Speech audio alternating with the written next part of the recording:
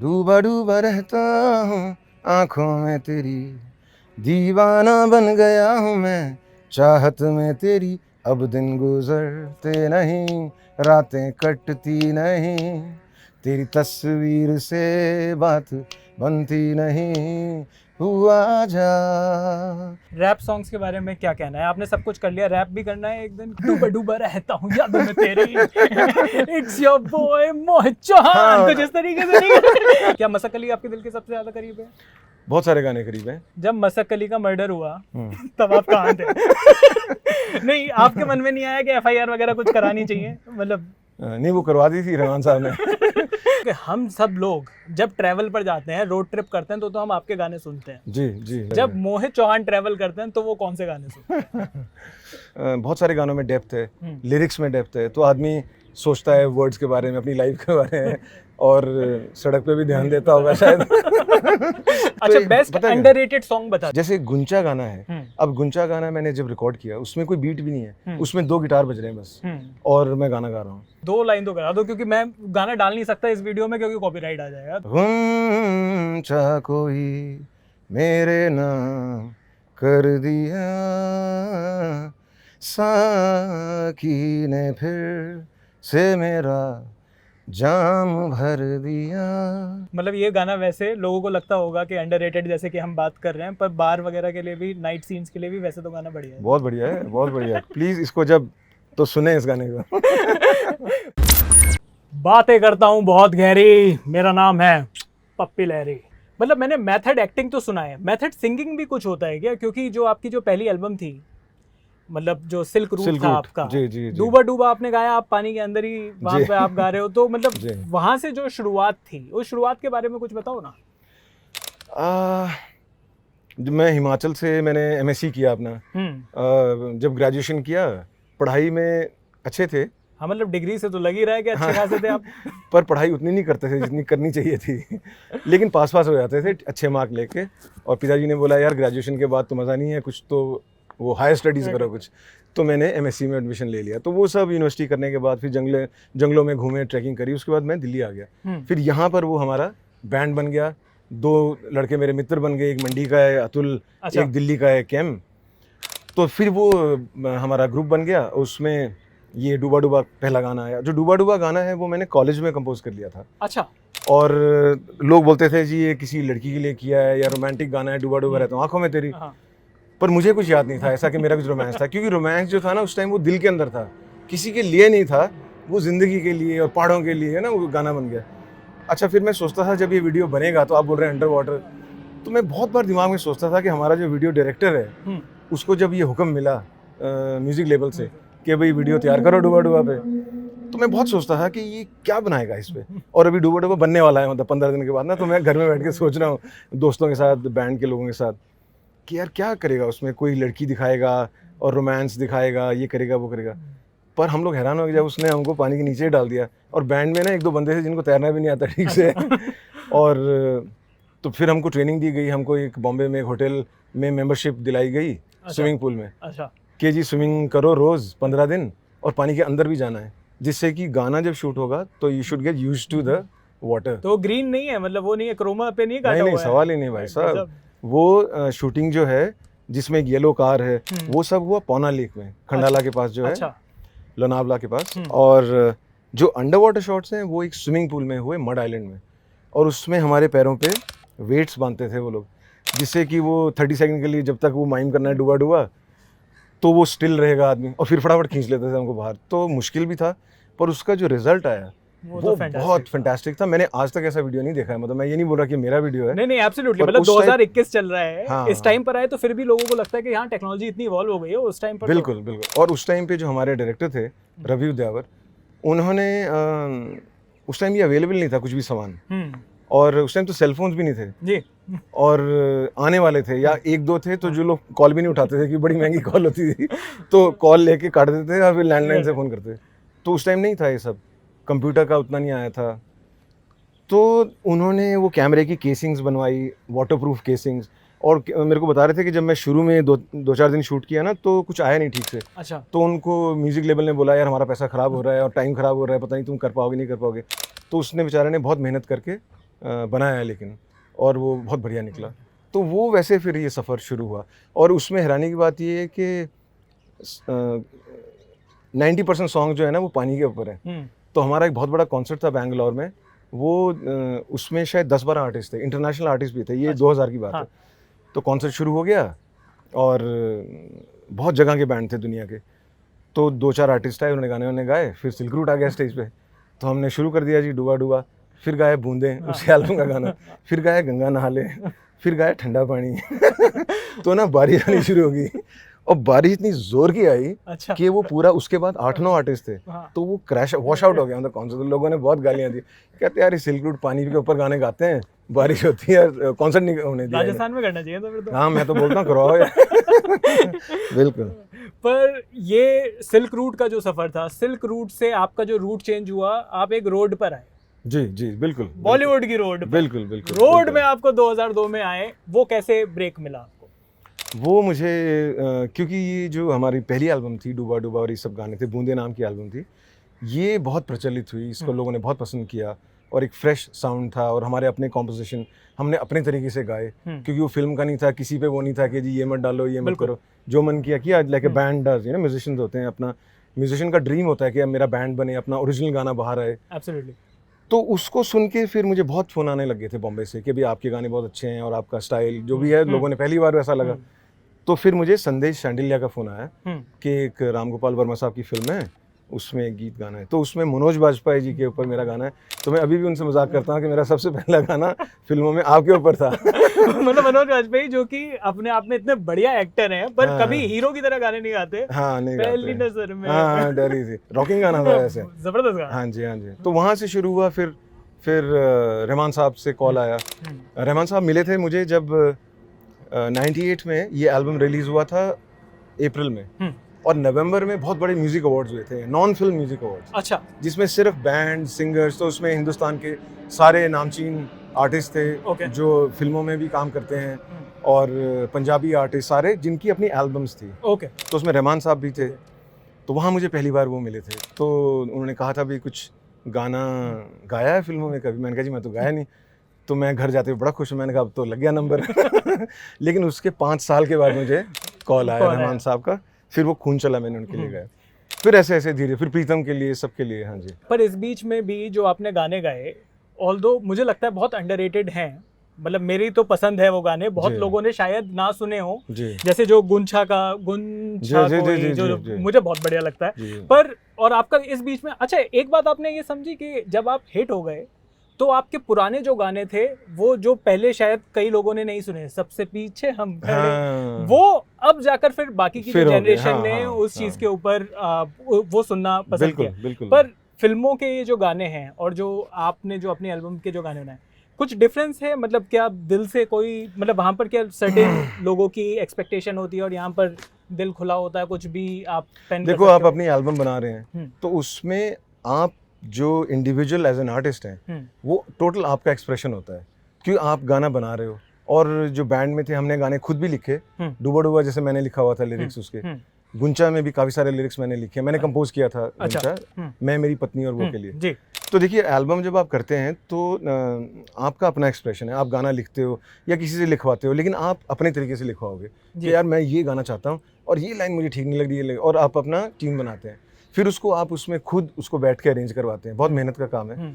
आपको जैसे मैं एक फिल्म का गाना गाने जाता हूँ तो भाई गाना गा दिया, घर जाओ, अब आपका अपना गाना है तो आपको सोचना पड़ेगा मैं इसमें फ्लूट डालूं या ना डालूं, मैं इसमें गिटार जोर से रखूं या लाउड रखूं, सॉफ्ट रखूं, 2 गिटार रखूं या 1 गिटार रखूं, तो आदमी पागल हो जाता है। तो बेसिकली वो आपका अपना है, तो जब वो बाहर निकल के आएगा तो वो आपका एक्सप्रेशन है। लेकिन जो फिल्म का गाना है उसमें तो भाई डायरेक्टर आपको बताता है कि जी मेरा हीरो जो है वो घर से बाहर निकल रहा है और वो पतला आदमी है, उसका वो क्लर्क है या वो बड़ा ड्राइवर है या वो बड़ा क्रिमिनल है, और वो लड़की से मिलने जा रहा है, बड़ा उदास है, पहले उसका प्यार था, ये है वो कॉम्प्लिकेशन जो भी होती है, और वो गाना किसी और ने लिखा होता है, ट्यून किसी और ने बनाई होती है। तो फिर आपको वो सब समझ के फिर आपको उस गाने में फीलिंग डालनी है और अपने तरीके से। तो मेरी रेपुटेशन ऐसी है कि मैं थोड़ा जैसे रॉकस्टार में जॉर्डन नहीं था, तो मैं जैसा बताते हैं ना वो नहीं करता, मैं थोड़ा चेंज कर देता हूँ। तो बेचारे डायरेक्टर बोलते हैं प्लीज़ चेंज मत करो, पर मैं खैर जो भी कई बार करता हूँ तो उनको अच्छा लगता है तो मान लेते हैं उसको।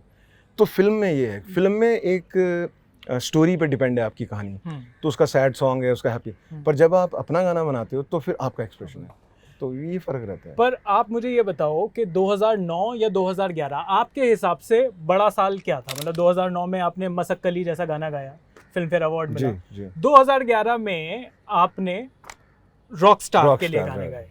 मतलब रॉकस्टार के जो सारे गाने थे तब तक आपकी वॉइस बहुत सूदिंग और उस तरीके से, पर साडा हक व्हाट द हक जी। कर दिया आपने तो। मतलब जी। इतने सारे गाने एक साथ, मतलब वो जी। एटीट्यूड वाली जो आवाज थी वो तब तक लोगों ने नहीं सुनी थी। जी, नहीं वो मसक्कली में आ गई थी थोड़ी वैसे। मसक्कली तो फिर भी बहुत रोमांटिक सॉन्ग था। है ना, मसक्कली romantic, से तो मेरे पर को उसमें फिर भी वो फन था, एक चीज़ थी। देखिए मसक्कली जो है बहुत स्पेशल रहा मेरे लिए गाना, क्योंकि मसक्कली से मुझे मेरा पहला फिल्म फेयर अवार्ड मिला जी। Best singer of the year का। लेकिन रॉकस्टार जो है वो बहुत इंपॉर्टेंट माइलस्टोन है मेरे करियर में, क्योंकि उसमें मुझे सारे गाने गाने को मिले, जो कि होता नहीं है। पिछले 10-15 साल से, शायद 20 साल से फिल्मों में जो सिंगर होता है, प्लेबैक सिंगर, उसको शायद एक गाना मिलता है, कई बार 2 मिल जाते हैं, और लेकिन और उसमें से कोई गाना हिट हो ना हो वो अलग बात है। लेकिन मुझे बिकॉज वो जॉर्डन जो थी एक रॉकस्टार की कहानी है, म्यूजिशियन की कहानी है, और रहमान साहब ने ये कहा, भाई उनसे पूछा गया, भाई आप इम्तियाज़ मुझे बता रहे थे कि हमने रहमान साहब को जिक्र नहीं किया है आपका, पर पूछा भाई आप इसमें किसकी आवाज़ रखें, भाई ऐसा ऐसा फ्री बंदा है, वाइल्ड बंदा है, और ऐसा ऐसा है, तो किसकी आवाज़ सूट करेगी? तो बोलते रहमान साहब ने 5 सेकंड सोचा, फिर बोला उसको बुलाओ, अच्छा मोहित को बुलाओ भाई। तो उससे मैं उनका बड़ा शुक्रगुजार, उन्होंने मुझे बुला लिया, तो मुझे उस पिक्चर में 12 गाने गाने को मिल गए। मतलब एक तो ये जैसे एरोप्लेन जा रहा है अभी फिर से उड़ चला, हाँ, मतलब ये सारे के सारे बिल्कुल, गाने बिल्कुल ट्रैवल पर वो बिल्कुल बिल्कुल फिट हो गए। बिल्कुल। और उसमें एज एन आर्टिस्ट मुझे एक तरह से जैसे कवाली भी गाने को मिल गई, औलिया साहब की, उसमें मैं हिस्सा बन गया उसका। साडा हक गाना, नादान परिंदे, तुम हो गाना, रोमांस, फिर से उड़ चला जैसा, और भी बहुत सारे गाने। तो मुझे उसमें एक तरह से हर इमोशन जो होता है सिंगिंग में, तो एक बहुत ही ज़्यादा सेटिस्फाइंग और बहुत ही कमाल का एक फीलिंग रहा, और बहुत ही इम्पोर्टेंट, मेरा सबसे इम्पोर्टेंट माइलस्टोन है मेरे करियर का रॉकस्टार फिल्म। पर मोहित जी, मैं एक चीज़ ये जानना चाहता हूँ कि हम सब लोग जब ट्रैवल पर जाते हैं, रोड ट्रिप करते हैं, तो हम आपके गाने सुनते हैं। जी। जब मोहित चौहान ट्रैवल करते हैं तो वो कौन से गाने सुनते हैं? अपने गाने तो नहीं सुनता बिल्कुल भी। नहीं सुनते हो? नहीं सुनता, मतलब जैसे मुझे मेरी आवाज़ अच्छी नहीं लगती, आपको अपनी आवाज़ अच्छी नहीं लगती? मज़ा नहीं आता ना अपना सुनने का। वैसे मैं बहुत सुनता नहीं हूँ ज़्यादा, मैं कम सुनता हूँ संगीत। अच्छा। हाँ, मैं जैसे कोई गाना मुझे पसंद है अगर कोई, तो मैं वो गाना निकाल के सुन लेता हूँ, पर मैं ऐसा एक सॉन्ग लिस्ट बना के वो सब नहीं, मुझे नहीं होता है, क्योंकि दिमाग में संगीत थोड़ा घूमता रहता है, तो कई बार साइलेंस में भी मुझे, या मैं खुद थोड़ा थोड़ा गुनगुनाता हूँ अपने लिए, तो वैसी कोई लिस्ट नहीं होती है। पर लेकिन मेरे गाने लोगों को ट्रैवल या उसमें अच्छे लगते हैं, जब बहुत लोगों ने मुझे बताया है, और वो सूट भी करते हैं, क्योंकि उसमें एक बहुत सारे गानों में डेप्थ है, लिरिक्स में डेप्थ है, तो आदमी सोचता है वर्ड्स के बारे में, अपनी लाइफ के बारे में, और सड़क पे भी ध्यान देता होगा शायद और बड़ा ज़रूरी है वो, तो ध्यान ना बटे। पर खुद मैं वैसे कम सुनता हूँ संगीत। तो मोहित चौहान के हिसाब से मोहित चौहान का बेस्ट सॉन्ग कौन सा है? बहुत मुश्किल सवाल है सर ये। फिर भी मतलब एक आधा, चलो बेस्ट सॉन्ग नहीं, आपके हिसाब से जो सबसे ज़्यादा आपके दिल के करीब हो, या फिर क्या मसक्कली आपके दिल के सबसे ज़्यादा करीब है? बहुत सारे गाने करीब हैं, गुंचा भी मेरे बहुत करीब है, मैंने वो खुद बनाया गाना, सिल्क रूट वाले गाने भी हैं। अच्छा, तो बेस्ट अंडररेटेड सॉन्ग बता दीजिए। सर ऐसा होता है ना, जो आपके बच्चे होते हैं, हाँ। तो आप ये थोड़ी बोलोगे ये मेरे को फेवरेट है, ये ठीक नहीं है, सारे बच्चे बराबर हैं। पर बेस्ट अंडररेटेड सॉन्ग कौन सा है? मतलब जो आपको लगता है कि गाना बड़ा बढ़िया था आपके हिसाब से, पर इतना फिर भी मतलब मेन स्ट्रीम में बहुत ज़्यादा वो हिट नहीं हुआ। जैसे कि मैं आपको बताऊं तो मेरे को एक EMI फिल्म का आपका गाना था, आंखों ही आंखों में। हाँ, मुझे लगता है कि बहुत लोगों ने शायद नहीं सुना। हाँ, बहुत अच्छा गाना है, पर बहुत जबरदस्त, बहुत अच्छा गाना है। पर पता क्या होता है, ऐसे जो गाने होते हैं ना, जो इंटेंस गाने होते हैं, रियल म्यूजिकलिटी उसमें, मतलब वो नहीं है डिकचिक डिकचिक है और कुछ, भाई यू नो सरफेस वाला सीन नहीं है, कुछ एक डेप्थ है हल्की सी। वो गाने एकदम से हल्ला मचाने वाले नहीं होते, लोग अंडरग्राउंड उसको सुनते रहते हैं। जैसे गुंचा गाना है, अब गुंचा गाना मैंने जब रिकॉर्ड किया, उसमें कोई बीट भी नहीं है, उसमें 2 गिटार बज रहे हैं बस, और मैं गाना गा रहा हूँ। तो मैंने गाना रिकॉर्ड कर दिया, वो फिल्म में आ गया, और कुछ लोगों ने बोला जी गाना बड़ा अच्छा है, तो मैंने चलो ठीक है। अब इतने गाने चमकते हैं हाँ। जो होते हैं यहाँ तक है ना, तो गड्डी जा रही होती है तो उस पर वूफर सुनाई देता है, ट्यून गाना नहीं सुनाई देता, सिर्फ वो सुनाई देता है, गाड़ी भी ऐसे कर रही होती है बेस ट्यूब। हाँ वो। तो मुझे लगा यार ऐसे शोर में तो ये गाना अंदर नीचे चला जाएगा ना, तो लेकिन सिर्फ सुनने वाले सुनते हैं। तो उसके कुछ महीने के बाद मैं कॉन्सर्ट पे गया राजस्थान, और मैं स्टेज पे गाने गा रहा था अपने फिल्म के, और ये गुंचा के दौर के बाद, तो मेरे ख्याल से ये 2005-6 की बात होगी ऐसा। तो स्टेज के पास ना बंदे आके कुछ बोल रहे हैं मुझको, तो मैं सुनाई नहीं दे रहा, गाना चल रहा है, तो मैं कहा बाद में, तो मैंने कहा लिख के दे दो, तो पर्ची पे ना गुंचा लिख के दे रहे हैं। तो मुझे तब पहली बार लगा कि यार ये मेलेडी गाना है, मतलब कि, और उसमें एक रोमांस है, तो वैसा इन द फेस गाना नहीं है आपके, लेकिन गाना अंडरग्राउंड लोगों में, जैसे आप अभी जिक्र कर रहे हैं उसका, तो अगर वो गाना अंडररेटेड, तो इसका मतलब ये है कि कुछ गाने ओवररेटेड हैं। जैसे मुझे लोग बोलते हैं कि आप यार बड़े अंडररेटेड हो, आपके गाने बड़े अच्छे हैं ना, बट अंडररेटेड आर्टिस्ट है, तो मेरे को लगता है फिर कुछ लोग ओवररेटेड होंगे शायद। बिल्कुल है। नाम नहीं लेना चाहता पर बिल्कुल है। हाँ, तो वो अंडररेट ओवररेट कुछ होता नहीं है, लेकिन ये है कि जो सीरियस सुनने वाले होते हैं वो फिर उन गानों को अपनी लिस्टों में डालते हैं और वो शेयर करते हैं लोगों के साथ, और वो आगे आगे ट्रैवल करता है गाना। तो जैसे मैं अमेरिका भी गया, लास्ट टूर पे गया था मैं, तो वहाँ पर बहुत सारे बंदे, यंग लड़के लड़कियाँ ना आगे स्टेज के पास आ गए, और ऐसे एक दूसरे को चेन बना के ना, और गुंचा सर गुंचा, तो थोड़ी 2 लाइन तो करा दो, क्योंकि मैं गाना डाल नहीं सकता इस वीडियो में क्योंकि कॉपीराइट आ जाएगा, थोड़ा सा तो। गुंचा कोई मेरे नाम कर दिया, साकी ने फिर से मेरा जाम भर दिया, साकी ने फिर से मेरा जाम भर दिया, गुंचा कोई। मतलब ये गाना वैसे लोगों को लगता होगा कि अंडररेटेड, जैसे कि हम बात कर रहे हैं, पर बार वगैरह के लिए भी, नाइट सीन्स के लिए भी वैसे तो गाना बढ़िया है। बहुत बढ़िया है, बहुत बढ़िया है। प्लीज इसको जब तो सुने इस गाने को। पर मोहित सर, अब मेरे को एक बात बताएं, जब मसक अली का मर्डर हुआ तब आप कहाँ थे? नहीं, आपके मन में नहीं आया कि FIR वगैरह कुछ करानी चाहिए? मतलब नहीं, वो करवा दी थी रहमान साहब ने। क्योंकि सबसे पहले उन्हीं का कमेंट आया था, और वो थोड़े उदास थे कि भाई ये उस टाइम क्योंकि ज़्यादा हो गया था, उससे पहले भी कुछ गाने रीमेक कर दिए उन्होंने, तो जनता बोलती चलो ठीक है भाई, है ना, और ध्यान नहीं दिया।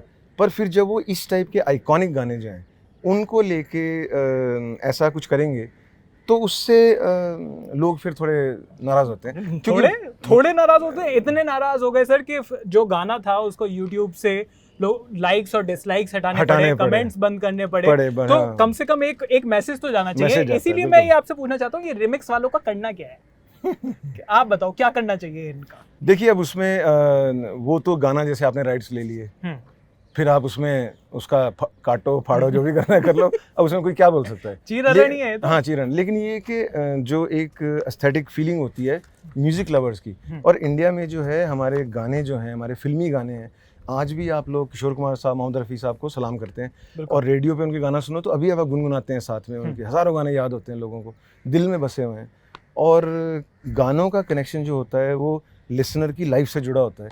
जैसे मुझे कितने लोग मिलते हैं, वो बोलते हैं जब आपकी बूंदे एल्बम आई थी तो उस टाइम मेरा एक लड़की से मुलाकात हुई थी, तो मैं जब बूंदे गाना सुनता था, फिर मैंने उसको प्रपोज किया, फिर हम इकट्ठे गाना गाते थे, मतलब तो मेरी यादें जुड़ी हुई हैं उसके, ऐसे स्टोरीज जुड़ी हुई हैं। जब मैं वहाँ गया, मैंने ये किया, मैंने वो सुना, तो वो लोग जो हैं फिर वो नाराज़ हो जाएंगे। एक बार वो लोग नाराज़ हो गए आपसे, तो आपका रेपुटेशन डाउन हो गया। बिल्कुल। तो चाहे आप म्यूजिक लेबल हैं, चाहे आप रीमेक म्यूजिक कंपोजर हैं, फिर लोग आपको उस नज़र से नहीं देखते। या आप ऑटो ट्यून कंपोजर हैं। हाँ, और देखिए ऑटो ट्यून, मैं आपको अभी बोलना चाहता हूँ, देखिए ऑटो ट्यून जो है ना एक एप्लीकेशन है which is there to make the song better, लेकिन अब आप कुछ भी गवा लो और ऑटो ट्यून में डाल दो तो वो तो फिर कोई भी कर सकता है। लेकिन वो जैसे स्टूडियो में रिवर्ब होता है तो आवाज़ गूंजती है, मतलब तो उसका अब उसमें आवाज़ गूंजेगी तो आनंद आता है ना। अगर आवाज़ ड्राई रहेगी तो आपको उतना मज़ा नहीं आए, तो वो वादी में नहीं गूंज रहा। तो उसी तरह से एक एप्लीकेशन है जो स्टूडियो में टेक्निकल चीज़ है कि आप थोड़ा करेक्ट कर सकते हो किसी चीज़ को, लेकिन अब उसको ज़बरदस्ती लोग गवा देते हैं किसी से भी, अपने भतीजे भाई बहन से, चलो जी ऑटो ट्यून तो है ही है। तो उससे क्या है कि जो जीवी से, हाँ तो उससे क्या होता है कि जो लोग सुनने वाले हैं ना, उनकी नज़रों में आप डाउन हो गए। तो Absolutely. चाहे आप म्यूज़िक लेबल हैं, चाहे आप सिंगर हैं, चाहे आप कंपोज़र हैं, अगर आप ऐसा काम करोगे कि रीमेक करके उसका तिया पांचा करोगे तो फिर आपका रेपुटेशन डाउन है, उससे आपको नुकसान है। और हिंदुस्तान में हमारे इतना अच्छा संगीत का कल्चर है तो उसको ख़राब क्यों करना है? मैं वही जानना चाह रहा था कि गरीबी तो है हमारे देश में, ये हम सबको पता है, पर ये जो सिंगिंग और ये जो नए लिरिक्स में नया म्यूजिक ढूंढने में इतनी गरीबी आ गई है क्या? मतलब इतनी कमी आ गई कुछ टाइम से आ गई है, कुछ टाइम से आ गई है, क्योंकि मुझे लगता है कि लोग उतना वक्त नहीं बिता रहे और सबके पास सेलफोन है। तो जैसे वो मीटिंग करते हैं तो उसमें कौन सी लाइन है आपकी? अच्छा ये, अच्छा एक सेकंड है इसमें, अच्छा एक सेकंड, बताओ अच्छा बताते रहो आप। तो क्या गाना बनेगा यार? बिल्कुल। पुराने टाइम में आप सुनिए उनकी कहानियां, जो आर डी बर्मन साहब, राजेश खन्ना और गुलजार साहब, ये सब तो ये सब कई कई दिन बिताते थे और उस टाइम सेलफोन नहीं था। लेकिन उसकी वजह से उनका फोकस, कंसंट्रेशन पूरा उस पर रहता था। अब क्या है कि लोग उसको इजी समझते हैं कि गाने में कुछ भी डाल दो बस यार। जैसे एक बार ये एक कोई गाना है मेरा, मैं किसी को दिखाया मैंने, तो मेलोडी बहुत अच्छी है, तो उसने मेलोडी सुनी, बोला हाँ बहुत अच्छी है यार, इसमें ना वो माइकल जैक्सन वाले बीट डाल दो। तो मैंने मन में सोचा क्यों डाल दो यार भाई, मेरा गाना है, माइकल जैक्सन का गाना थोड़ी है। तो इस टाइप का एटीट्यूड जो है, तो वो मेहनत करने वाला एटीट्यूड नहीं है, वो ये है कि कमर्शियल कुछ करना है, कमर्शियल, बल्कि अच्छा गाना। अब गुंचा जो है वो कमर्शियल बन चुका है गाना, क्योंकि वो इतना बिक रहा है, इतना लोग उसको सुन रहे हैं कि उसमें कमर्शियल, एक कमर्शियल का मतलब क्या है कि सक्सेस है बिल्कुल। लेकिन आजकल कमर्शियल का मतलब है गंदा गाना, क्या जी कमर्शियल गाना बनाना है, कमर्शियल म्यूजिक बनाना है, तो उसमें कोई आर्ट नहीं है ना आर्टिस्ट्री है, बस उसमें कुछ शेल्फ लाइफ भी नहीं है उन गानों की, इसीलिए शेल्फ लाइफ नहीं है ना। तो इसीलिए अब जो बोलता है ना कोई कि मैंने कमर्शियल पिक्चर बनाई है, तो उसका इमीडिएटली आपके दिमाग में आता है कि उसका लेवल बहुत लो होगा, कूड़ा बनाया। हाँ, तो इसलिए इस चीज़ को लोगों को ऐसा करना बंद कर देना चाहिए। कमर्शियल चीज़ जो है, इसका मतलब ये है कि वो सक्सेसफुल है। तो कोई आर्टिस्टिक अच्छी चीज़ आपने मेहनत से बनाई है और वो फिर सक्सेसफुल हो जाती है, तो दैट मीन्स वो कमर्शियली सक्सेसफुल हो गई है। मेरा तो ये मानना है। मोहित सर, जाते जाते बस एक दो सवाल और हैं। ये पूछना चाहूँगा कि मोहित चौहान ने हमें ये तो नहीं बताया कि उनके लिए उनका गाना सबसे अच्छा कौन सा है। ये बताइए कि आप कौन से सिंगर्स को सुनना पसंद करते हैं आजकल की जो जनरेशन में जो गा रहे हैं? मैं पहले ही बता दिया, मैं सुनता नहीं ज़्यादा गाने, तो मैं कंटेम्प्रेरी म्यूज़िक सुनता नहीं हूँ वैसे। अच्छा। मैं पुराना संगीत सुनता हूँ कभी कभी, कोई फिल्म का। जैसे अभी एक दिन मुझे बैठा बैठा ध्यान आ रहा था कि एक किशोर कुमार साहब का गाना है पिक्चर का, तो मैंने उसी टाइम यूट्यूब निकाल के उस गाने को सुन लिया, पर मैं ऐसे सुनता नहीं हूँ। तो इसलिए मैं जो कंटेम्प्रेरी सिंगर्स हैं, अच्छे सिंगर हैं सारे, लेकिन मैं किसी को ऐसा खास सुनता नहीं हूँ। अच्छा। जब तक वो कुछ स्पेशल नहीं करेंगे। कौन सा स्पेशल गाना था आपके हिसाब से? थोड़ा लास्ट आपको कौन सा अच्छा गाना लगा जो देखो, फिल्मों में रीसेंट टाइम्स में स्पेशल गाने बहुत कम है। एब्सोल्युटली बहुत कम है गाने, तो इसलिए सुनने का उतना मन नहीं है। अगर उन्हीं सिंगर्स में से कोई आदमी बहुत स्पेशल चीज़ करता है और मुझे पता लगता है तो मैं ज़रूर उसको सुनूंगा। अच्छा, तो मतलब फिर भी आजकल का कोई गाना, कोई आपकी कोई प्लेलिस्ट वगैरह नहीं है? नहीं, प्लेलिस्ट कुछ नहीं है। कोई प्लेलिस्ट ना। जाते जाते लास्ट, रैप सॉन्ग्स के बारे में क्या कहना है? आपने सब कुछ कर लिया, रैप भी करना है एक दिन के अपने गानों का, के डूबा डूबा रहता हूँ यादों में तेरी, it's your boy Mohit Chauhan, कुछ इस तरीके से नहीं? कुछ है, कुछ सोच में? टोपी ऐसे कर देना। टोपी तो आपके पास है, ऑलरेडी है ही है। नहीं, ऐसे करनी पड़ेगी ना। हाँ, थोड़ा सा एंगल चेंज करना पड़ेगा। नहीं, देखिए, रैप जो है एक जॉनर है म्यूजिक का, विदेश का जॉनर है, जो कि इंडियंस ने भी अडेप्ट किया है। जैसे दुनिया में सब जगह लोगों ने म्यूजिक ट्रैवल करता है, तो इसीलिए बोलते हैं ना, संगीत के कोई बॉर्डर्स नहीं होते हैं। Absolutely. तो वो अमेरिकन उससे शुरू हुआ, वहाँ पर जो ब्लैक कम्युनिटी है और उसमें बहुत सीरियस रैपर्स हैं जो कि वहाँ की सिचुएशन, वहाँ के उसके लिए गाते हैं, वो वर्ड्स बोलते हैं। और इंडिया में भी बहुत सीरियस रैपर्स भी हैं, लेकिन मुझे थोड़ी दिक्कत होती है जब रैप में बहुत ही हल्की चीज़ बोली जाती है। अगर एक आध बार बोल दो तो चलो ठीक है, लेकिन अगर आप वही स्टाइल बना लोगे तो रैप का मतलब ये है कि आप कुछ कन्वे करना चाहते हो, तो वो कन्वे अगर आप यही बोलते रहोगे कि मैं दाल खाऊंगा, पराठे खाऊंगा, दाल खाऊंगा, पराठे खाऊंगा, तो उसमें कुछ मज़ा नहीं आ रहा ना। तो आप अपनी चीज़ों के बारे में बोलो, भी मैं दाल क्यों खाना चाहता हूँ, मेरे घर में क्या हुआ, सुबह रात को ये हुआ, मेरी तकलीफ जो भी है, तो कुछ डिटेल तो होना चाहिए ना। तो अगर वो हल्कापन रहेगा तो फिर वो रैप का मज़ा नहीं है। रैप का मतलब है कि ठीक है, आप मज़े की बात भी बोल सकते हैं, लेकिन रैप का मतलब है कुछ सीरियस बात भी आप उसमें कहें। तो मुझे किसी भी म्यूजिक जॉनर से कोई दिक्कत नहीं है। आप करोगे? मैं आई डोंट नो, मैं वैसे रैपर तो नहीं हूँ मैं। रैपर तो बहुत सारे लोग बने जो रैप कर रहे हैं, बने हैं। हाँ, तो यार अभी तो ऐसा कुछ है नहीं प्लान। हाँ, अभी कोई प्लान नहीं है। चलिए, इंटरव्यू एंड करने का टाइम आ गया है। पर मतलब इंटरव्यू एंड करूं और आपसे डूबा डूबा ना सुनूं तो थोड़ा सा मतलब कसक सी रह जाएगी। ठीक है जी, 2 लाइन गाता हूँ। बादल तो नहीं है, चलो ठीक है।